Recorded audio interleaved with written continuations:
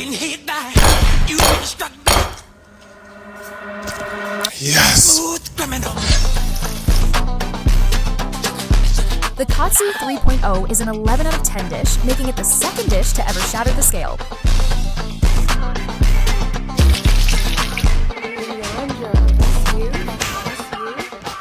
Okay, so for context, in 2023, I put out a recipe for a katsu curry and I called it Katsu 2.0. I came across this Reddit comment and I thought, fine. And so today we are making chicken katsu curry version 2, and I promise you that this is one of the best katsu curries you will ever have. Oh, I didn't think these words would ever come out my mouth, but this is my scale-shattering 11 out of 10 katsu curry and is the second recipe to shatter my 10 out of 10 scale. That was such a dramatic intro. I didn't think these words would ever come out my mouth. Okay, Zen.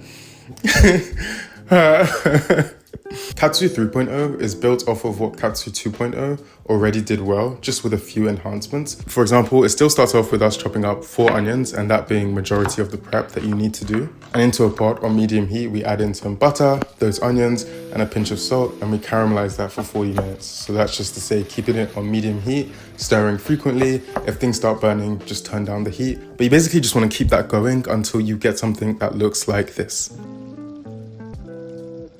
And so to these caramelized onions, you want to add in some tomato paste and fry that for about 5 to 10 minutes. You'll know it's properly integrated and the flavor is intertwined when the fat or the oil, or the butter in this case, starts to sort of change into a deep red color. Now I want you to wait right here because, wait right here because whilst the onions are caramelizing, 40 minutes is a long time. And so we need to do something else. And that's where this recipe goes from a 2.0 to a 3.0. Ladies and gentlemen, I want to introduce you to the Umami Bomb. Shout out to W2 Kitchen for putting me on, but the recipe starts with a cold pan to which we bring it up to medium heat. And as we're bringing that up to medium heat, we're adding in pancetta. And the main aim here is to render out that pancetta fat. You want to use unsmoked pancetta here and just render out the fat from the pancetta. Once the fat has rendered, add some tuna and fry that together for about 3 minutes. Then add some small oily fish. I've gone for sardines here, but anchovies completely work as well. And you want to add in the fish and also the oil that the fish was in the tin. Fry that together for about an additional 2 minutes, adding in ginger and garlic as well, and frying that for a bit. And then to take the umami even further, we're adding in some soy sauce. In general, I always deglaze with an acid these days, but here, again, you want to deglaze with an acid. So I've added some Shaoxing rice wine and just like scrape the bottom of the pan so that we get all this flavor into one whole bundle.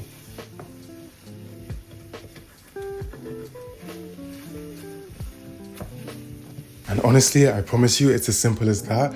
But this stuff, God, it's so good. Not like from just tasting it normally, but in terms of adding it, if you have if you're cooking something which uses a large amount of liquid, like let's say like a slow cooked meat or a curry, add this in there, get a flavor payoff, inject it straight into my veins. So good. And its ability to make a dish go from 9 to 10, in this case from 10 to 11, no words. If you don't want to do all that, you can add fish sauce, but I think you should at least just try this. And it gives you like a good bundle to work with for other recipes throughout the week as well. And so then we let the umami bomb, the tomato paste, the caramelized onions fry together for about 2-3 minutes. Then we want to add some apples. I like chop mine into thick pieces, but what I've actually seen recently is people grate it. And it makes sense, right? Larger surface area, more extraction of that apple flavor. So you can grate it if you want to and then add that in. But I've just chopped up 2 apples and added the cubes in along with some honey and some, I can never say this, bro. Worcestershire, like, you know what I'm talking about? That W sauce, you want to add that in as well. Then you want to fry that mixture for about an extra minute. Add in some water, bring up to a boil and reduce to a simmer.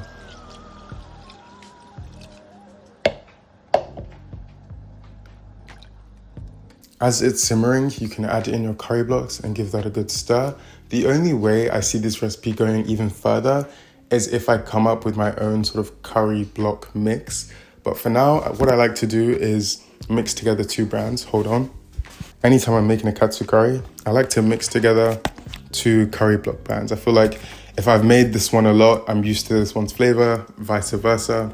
You mix it in, you get a bit more complexity. So I add 1 pack of this and half a pack of this, and that equates to, on the packet instructions on the back, 1 liter of water, and you just want to mix that in. Now, word of warning, when you add this in straight into the simmering broth, I feel like it doesn't like fully melt, some of it sticks to the bottom of the pan, and so a better way to do this, and I might actually be able to show this live. Where should I put you guys?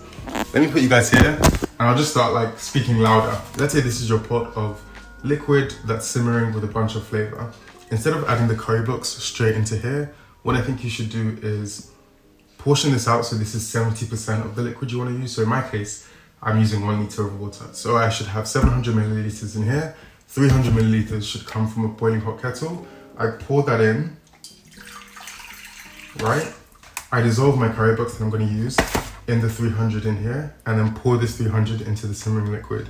This ensures that everything is well dissolved before we actually, add them straight into here, and they stick to the pan a bit more. It all gets in the way. Now, here's another key. I think there are 2 sort of key steps here. One is that umami bomb. The second is letting this simmer for a long time. Minimum, I'm gonna say, is 20 minutes, but I think you should really just let this go for like 30, 40 minutes. Just let this simmering, maybe 30 minutes. I don't wanna, 40 minutes might be a bit too long, but I think I remember letting mine simmer just for a long time and just letting it sit, because as you try it, like the flavors are disuniformed. You're gonna get like an acidity spike here, a sweet, like it's just not gonna be a coherent katsu flavor. But as you let it simmer, those flavors slowly come together and you get this 11 out of 10 katsu curry. So let this simmer for at least a minimum of 20 minutes, and then you can sort of pour it through a sieve and you get this sort of goldeny brown katsu sauce, which tastes off the charts. Seasoned to taste. I think I wanted mine a tiny bit sweeter, so I did add a bit more honey. Katsu sauce acquired. Now it's time to fry the chicken. I actually hate frying chicken, but I think I'm pretty decent at it. So here's what I do. I like to get chicken breasts and pound them down. Chicken breasts tend to have this like, literally this shape, have this huge hump at the start and then like flatten out. So if you fry this, it's gonna like fry this bit evenly, but then like, especially in this bigger part, it's not gonna fry evenly. So you wanna pound those down until they lay like somewhat flat. And then you're gonna get 3 stations: flour, eggs, panko breadcrumbs. Season each station just with a pinch of salt, mix it in, and then get your chicken, dip it in the flour, shake it so there's no excess, egg wash, shake it so there's no excess, panko, and press down into the panko breadcrumbs to make sure you cover every nook and cranny. Then you want to take that, repeat it with how many chicken breasts you're doing, and then bring it to a frying station. And you want to bring this oil up to a heat of 330 degrees Fahrenheit or 170 degrees Celsius. Then add it in your chicken. Lay it away from you just in case the oil splashes back. It's not splashing to you, it's splashing towards like the back bit there.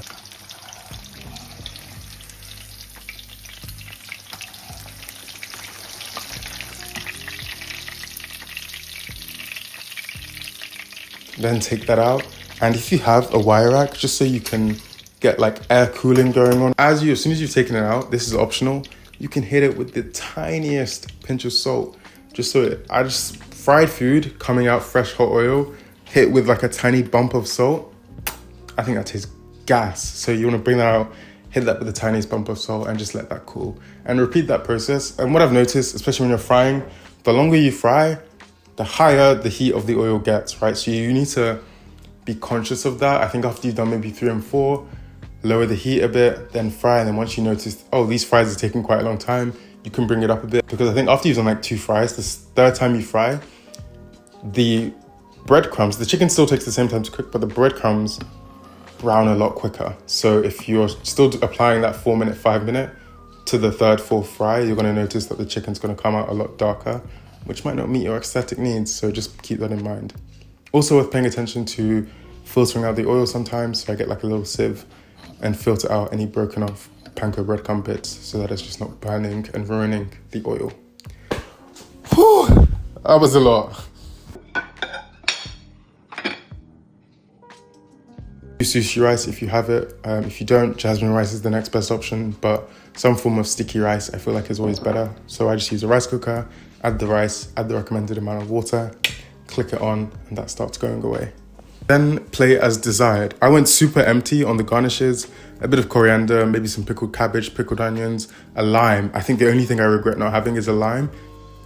Lime to anything, I just think makes it infinitely better. Just like a squeeze of lime, tastes so good. But yeah, you can just play around with the garnishes. I just went from some rice, some curry, the fried chicken, some furikake, and I think a lime is really good. But obviously you want some veg on the plate as well, so add whatever vegetables you're craving. And yeah, one of the best katsu curries, and I stand by that. I don't think you'll ever get a katsu 4.0 from me, if I'm being honest. I think 3.0 is the best that's I'm just thinking like, in like 2 years from now, in 2025, I made what I thought was the best katsu.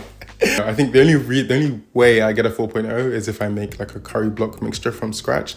And I think that that's better than what the supermarket brands are delivering, but they're pretty good already. So that's the only way I see a 4.0 coming around. But at least for now, this is an 11 out of 10, and that's the highest rating I give things. So yeah, until I meet something which can take me to a new dimension of flavor, for now, 11 out of 10 is the highest we're gonna get. And this katsu curry is exactly that. If you do make it, take some pictures, DM me on Instagram or TikTok. Let me know how it tasted. Let me know what you liked about it, what you didn't like about it. I'm always open to opinions, but this tasted really, really good. It's been a while since I've last posted, but I am trying to get back into it, but I don't want to make any promises just yet. But this video did interest you, stick around. There is going to be another one coming soon. But also, longer form videos take me a bit longer to make. So if you want to just see some of my other stuff during that time, I make shorts, I make reels, and I make TikToks as well. So follow me on this platform, TikTok, Instagram, if you're there as well, just to see some more behind the scenes and other stuff that I might be working on. Thank you so much for watching up to this far. Yeah, I really appreciate it. And yeah, thank you. It's good to be back. And I hope you enjoyed this recipe. If you do make it, love and peace. Bye.